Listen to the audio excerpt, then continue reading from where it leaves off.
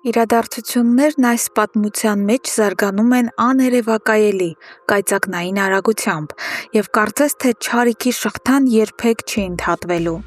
Հունանը ոչ միայն չի հանդարտվում, այլև որոշում է իր որդու՝ Գրիշոյի սկսած կեղտոտ ու արյունալի գործը հասցնել ավարտին։ Տեսնելով, որ Լեոյի դեմ մահափորձը բավարար չէր, Հունանը վարձու խուլիգանների է ուղարկում Լեոյի տուն։ Նրանց հստակ հրամայված է տակնու վրա անել ամեն ինչ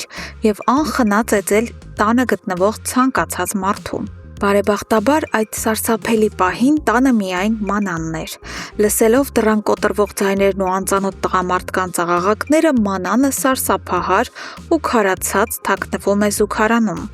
Նա շունչը պահած սպասում է, մինչև վայրագությունն ավարտվի։ Դուրս է գալիս միայն այն ժամանակ, երբ տանը տիրում է մեռելային լռություն, իսկ շուրջ բոլորը միայն ավերակներ են։ Երբ Դավիթը տուն է վերադառնում և տեսնում այս ահավոր ավերածությունը,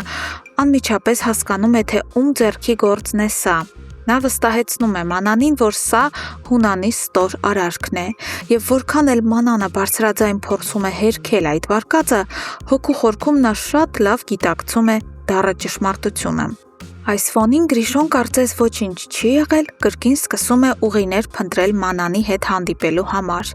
Նա կուրորեն ու գոռոզաբար վստահ է, որ ինչ էլ լինի, Մանանը կների իրեն և միշտ իրենն է լինելու։ Բայց հանդիպման ժամանակ նրան սպասում էր իսկական հարված։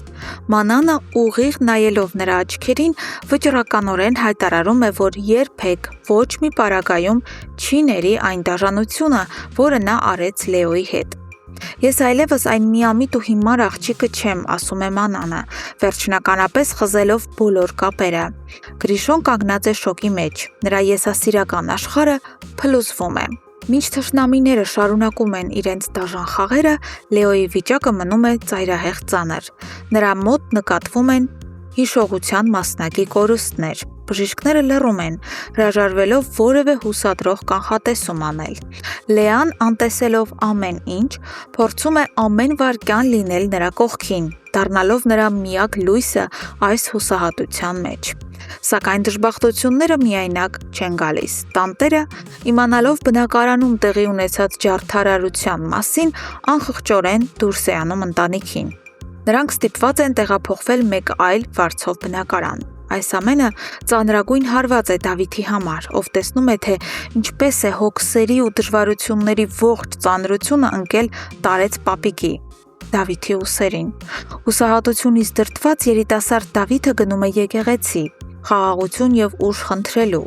Եվ հենց այստեղ, սրբավայրի լռության մեջ, տեղի է ունենում մի ճակատագրական հանդիպում։ Նա ծանոթանում է Նարեի, Լեայի մտերիմ ընկերուհու հետ։ Այս պատահական հանդիպումը կարծես նոր շունչ է տալիս երկուսին էլ։ Նրանք անմիջապես մտերմանում են և մեծ գաղտնիք բացահայտած չենք լինի, եթե ասենք, որ այս դաժան իրականության մեջ շուտով ծնունդ կառնի մի նոր, գեղեցիկ սեր, անձինս Նարեի և Դավիթի։ Իսկ այս պատմության ամենահուզիչ հանգույցներից մեկը դեռ առջևում էր։